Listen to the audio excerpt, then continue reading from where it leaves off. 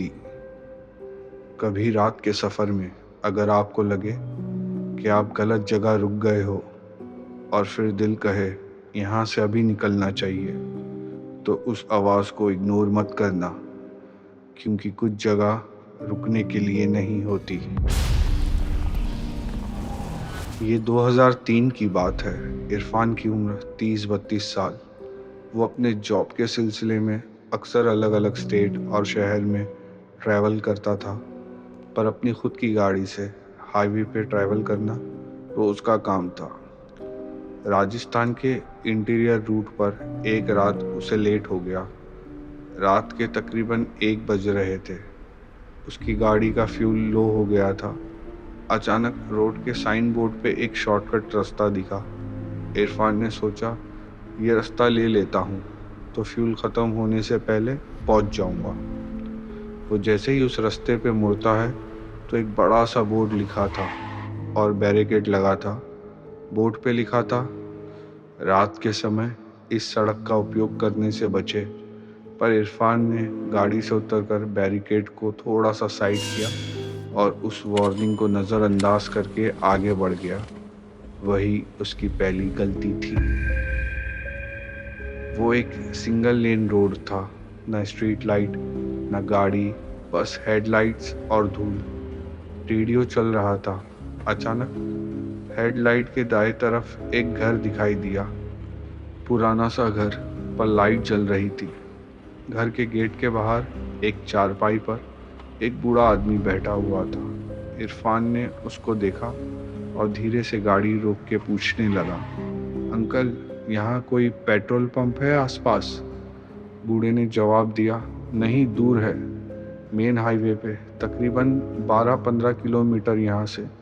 उसकी आवाज़ नॉर्मल थी, बस थोड़ी थकी हुई थी। बूढ़े ने इरफान से कहा, लगता है कहीं दूर से आ रहे हो, काफ़ी रात हो गई है, तो चाय पानी पी लो और हाथ मुंह धोकर आराम से चले जाओ बेटा। इरफान ने सोचा कि काफ़ी रात हो गई है और कोई ढाबा या टी स्टॉल मिलने से रहा तो क्यों खुद को और गाड़ी को थोड़ा रेस्ट दे दूं, ये ठीक रहेगा। और उसने बूढ़े से कहा, जी ठीक है अंकल, शायद यही सही रहे। आपका शुक्रिया। वो गाड़ी बंद करके उतरता और उस बूढ़े के साथ घर के अंदर चला जाता है। घर के अंदर सब कुछ अजीब था। पुराना सोफ़ा, दीवार पर तस्वीरें और एक रेडियो। किचन में एक बूढ़ी औरत चाय बना रही थी। रेडियो से आवाज़ आ रही थी, आज रात हाईवे पर एक और गाड़ी का पता नहीं चला। इरफान ने नोटिस किया, रेडियो की आवाज़ थोड़ी पुरानी लग रही थी, जैसे रिकॉर्डिंग हो। इरफान को वो बूढ़ा बैठने के लिए कहता है। इरफान जब सोफे पर बैठने जाता है तो वो देखता है दीवार पर कैलेंडर लटका था।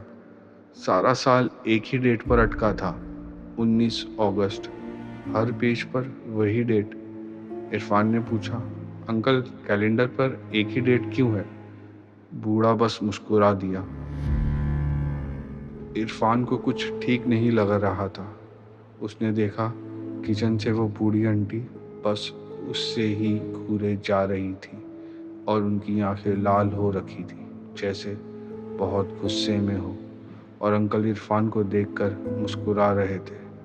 इरफान वॉशरूम के बहाने बाहर निकला और जो देखा तो कांप गया। उसकी गाड़ी रोड पर थी ही नहीं, ना टायर मार्क्स, ना रिफ्लेक्शन, सिर्फ खाली रोड और हवा में जलने की एक हल्की सी स्मेल। इरफान वापस घर के अंदर आया। बूढ़ी औरत बोली, रात में यहाँ से कोई नहीं जाता। बूढ़ा धीरे से बोला, तुम जैसे और भी आए थे, सबको जल्दी होती है। रेडियो अचानक तेज हुआ, 1996 19 अगस्त, हाईवे एक्सीडेंट की वजह से पति पत्नी अपने घर के साथ जल गए। इरफान को समझ आ गया कि कुछ ठीक नहीं है। वो घबरा गया और कुछ बोले बिना बाहर भागा। जैसे ही वो रोड पे आता है और ज़ोरों से भागने लगता है तो उसे पीछे से उस बूढ़ी आंटी की आवाज़ आती है, अरे चाय तो पी लो। इरफान जब भागते हुए ये सोचता है कि मैं तो घर से काफ़ी दूर आया, पर आवाज़ यहाँ तक कैसे आ रही है। वो पीछे मुड़ता है देखने के लिए, तो वो वहीं जम जाता है। वो बूढ़ा ठीक उसके पीछे ही खड़ा उसकी तरफ गुस्से से देखकर कहने लगा, बाहर नहीं आना था। हवा तेज़ हो गई। इरफान को कुछ समझ नहीं आ रहा था। अचानक इरफान को अपनी गाड़ी दिखती है। वो भाग के जैसे ही ड्राइवर सीट में बैठा, पीछे से बूढ़े की आवाज़ आई, बेटा, रात अभी पूरी नहीं हुई। इरफान ने गाड़ी स्टार्ट की और बिना मुड़े सीधा निकल गया।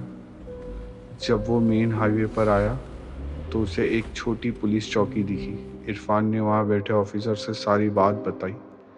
ऑफिसर ने जगह का नाम सुना और चुप हो गया और इरफान से कहा, वहाँ 1996 में एक ड्राइवर ने नशे की हालत में अपनी कार से उस घर को टक्कर मार दी थी, जिसके कारण उस घर में आग लग गई।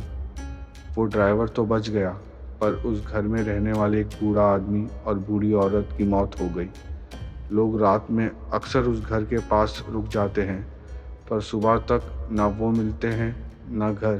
तुम्हारे जैसे जो वहाँ से बचकर आए हैं, उनसे पता चला है कि रात में अक्सर वहाँ एक घर मिलता है उस रास्ते पर, और उस घर में वो बूढ़ा और वो बूढ़ी। हर रोशनी मदद के लिए नहीं होती, कुछ सिर्फ रात को और गहरा कर देती है।